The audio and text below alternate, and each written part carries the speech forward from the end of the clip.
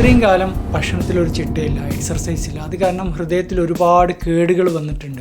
ഇനി എനിക്ക് ഒരു തിരിച്ചുപോക്ക്, ഹൃദയത്തെ ക്ലീൻ ചെയ്യാൻ സാധിക്കില്ലേ എന്നുള്ളൊരു പേടി, കുറ്റബോധം പലർക്കും ഉണ്ട്. ഹൃദയത്തിന് നമുക്ക് കേടുകൾ നമ്മളായിട്ട് തന്നെ വരുത്തിയിട്ടുണ്ടെങ്കിൽ അതെങ്ങനെ തിരിച്ച് നോർമൽ അവസ്ഥയിലേക്ക് കൊണ്ടുവരാം എന്നുള്ളതും അതിൻ്റെ പിന്നിലുള്ള ശാസ്ത്രം എന്താണെന്നുള്ളതും നമുക്കൊന്ന് നോക്കിയാലോ. ഞാൻ ഡോക്ടർ അനിൽ സലീം, കോഴിക്കോട് മൈത്ര ഹോസ്പിറ്റലിലെ head of department of cardiology.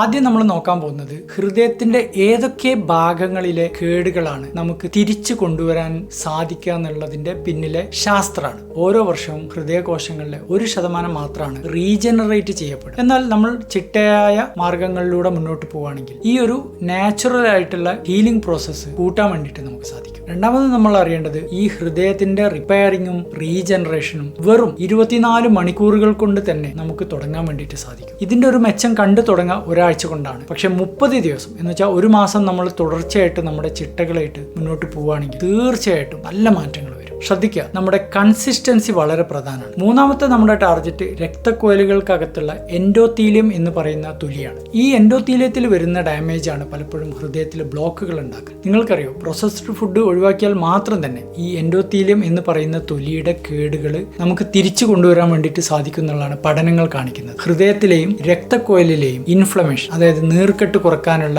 സാധ്യതയാണ്. വെറും 3 മാസത്തെ ചിട്ടകൾ കൊണ്ട് 29% കേട് നമുക്ക് തിരിച്ചു കൊണ്ടുവരാൻ സാധിക്കും. അവസാനമായിട്ട് നമ്മൾ റിപ്പയർ ചെയ്യാൻ ശ്രമിക്കുന്നത് ഹൃദയത്തിലെ മൈറ്റോകോൺട്രിയ, ഊർജ്ജം ഉണ്ടാക്കുന്ന പവർ ഹൗസുകളെ റിപ്പയർ ചെയ്യിക്കാൻ വേണ്ടിയിട്ട്. ആരോഗ്യപരമായ ഒരു മൈറ്റോകോൺട്രിയ ഉണ്ടെങ്കിൽ ഹൃദയത്തിന്റെ ആരോഗ്യം 30%-ലധികം വർദ്ധിക്കും എന്നുള്ളതാണ് കണക്ക്. നമ്മുടെ സ്ട്രെസ് കുറക്കുക, ഉറക്കം ഒരു ക്വാളിറ്റിയിൽ കൊണ്ടുപോവുകയാണെങ്കിൽ മൈറ്റോകോൺട്രിയ റിപ്പയറിംഗ് വളരെ ഫാസ്റ്റ് ആയിട്ട് നടക്കുന്നുള്ളതാണ് പഠനങ്ങൾ കാണിക്കുന്നത്. വെറും ഒരു കൊല്ലം കൊണ്ട് 72% ഹാർട്ട് റിസ്ക് കുറയ്ക്കാൻ വേണ്ടിയിട്ട് ഈ ട്രിക്കിലൂടെ സാധിച്ചു എന്നുള്ളതാണ് പഠനത്തിൽ നിന്ന് മനസ്സിലായത്. ഒന്നാമത്തെ ട്രിക്ക് ഈറ്റ് ടു ഹീൽ എന്നാണ്. നമ്മുടെ ഭക്ഷണത്തിൽ മെഡിറ്ററേനിയൻ ഡയറ്റ് ഉൾപ്പെടുത്താൻ വേണ്ടിയിട്ട് ശ്രമിക്കുക. കൂടുതലായിട്ട് fruits, vegetables, fish, olive oil, nuts, ഈ ഡയറ്റ് ഫോളോ ചെയ്യുന്നത് വഴി ഹൃദയത്തിലെ ബ്ലോക്ക് 7%-ലധികം കുറക്കാൻ വേണ്ടിയിട്ട് സാധിക്കും എന്നുള്ളതാണ്. രണ്ടാമത്തത് മൂവ് യുവർ ബോഡി. എല്ലാ ആഴ്ചയും 5 ദിവസം നടക്കാൻ വേണ്ടിയിട്ട് ശ്രമിക്കുക, ദിവസവും 30 മിനിറ്റ് വെച്ച്. മൂന്നാമത്തത് സ്ട്രെസ് മാനേജ്മെന്റ് ആണ്. 30% ഹൃദയത്തിന്റെ കേടുകൾ കുറക്കാൻ വേണ്ടിയിട്ട് സാധിക്കും. ഇതിൽ നമുക്ക് പ്രാർത്ഥനകൾ ഉൾപ്പെടുത്താം, യോഗ നന്നായിരിക്കും, ബ്രീത്തിങ് എക്സർസൈസുകൾ ഉണ്ട്. നാലാമത്തത്